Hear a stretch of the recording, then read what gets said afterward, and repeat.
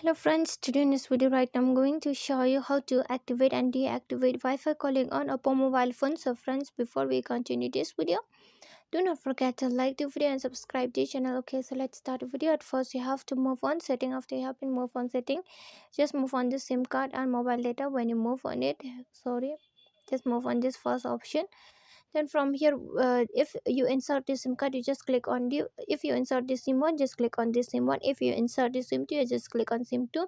When you move on sim card, when you click on that option, I did not insert my sim card, so I cannot show you. Okay, suppose you insert the sim card, and when you move on that sim card, when you click on it, you are going to find the Wi-Fi calling option there. Okay, if you want to activate, you just activate from there, and if you want to deactivate, you can deactivate it like this. Okay, so friends, I hope you loved the video, and if you like the video, please like the video, share the video, and subscribe the channel.